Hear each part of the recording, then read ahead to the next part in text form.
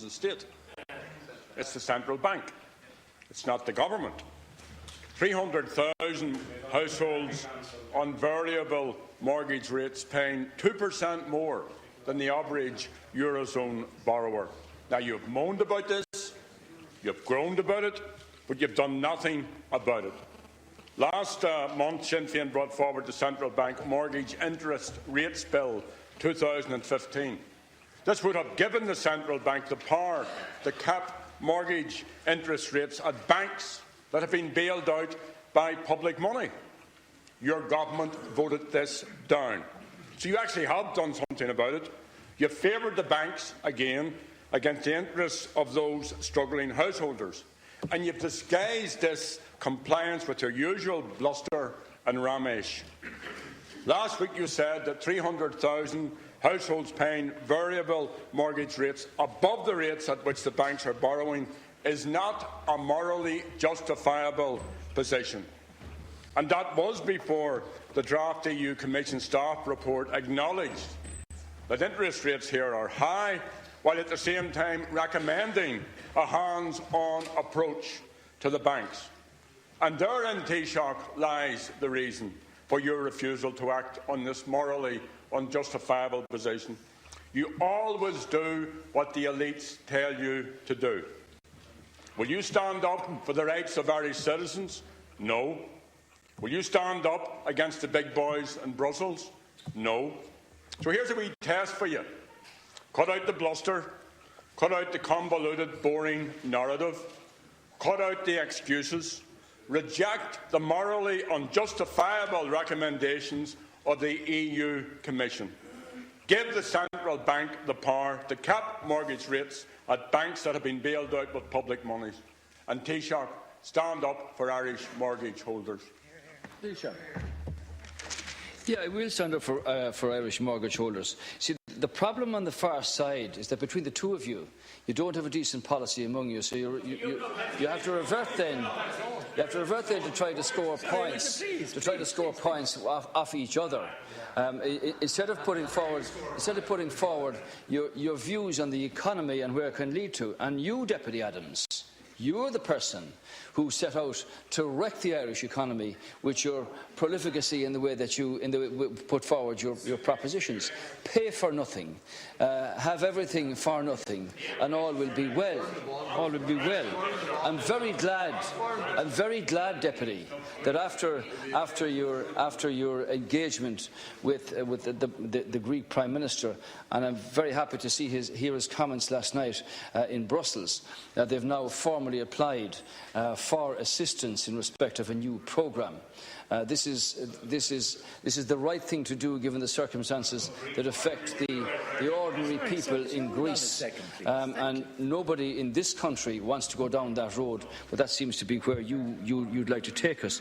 Now, you mentioned do what the elite tell you what to do. That's what you said. So tell me, Deputy Adams, about the Magdalens. Tell me about the institutional sexual abuse and what we've done here as a government to try to help the victims of a scandal that's gone on for so long.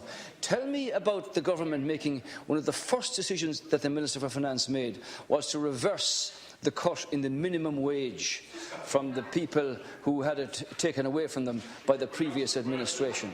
Tell me about the fact that the government were able to reduce somewhat the PRSI on the lower levels and not increase income tax in 12, 13 or 14 and make a commitment to have 500,000 people removed from liability for USC in the October budget. Is that reneging upon the people who are most affected by economic difficulties caused by this outfit over here? Is that reneging? Is that kowtowing to your so-called elite?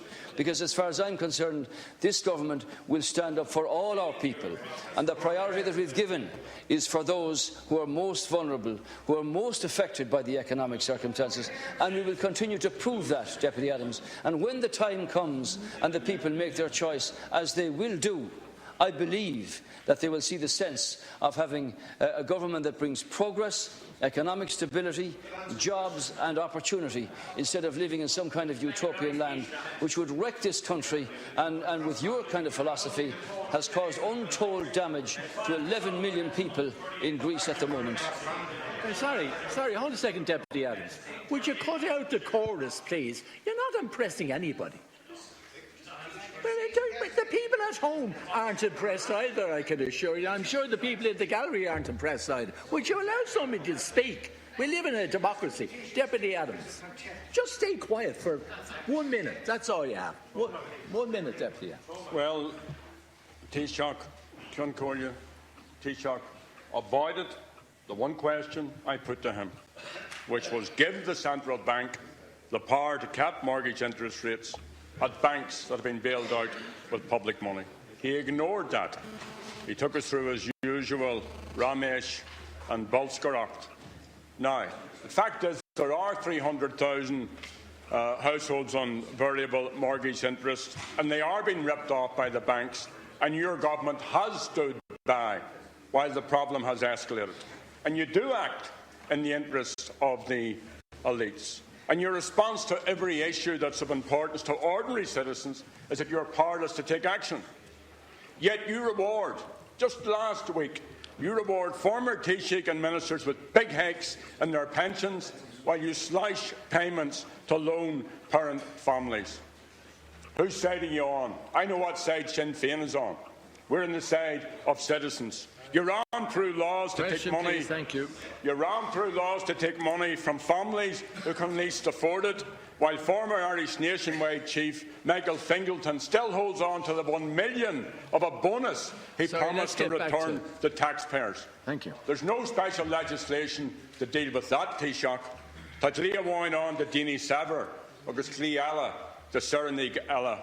And the bottom line, Taoiseach, is neither you nor your finance minister have the backbone to stand up to the banks and to take action to end the punitive, morally unjustifiable interest rates being inflicted on struggling households. Thank you. Tommy Ceisteanna Cloncordia.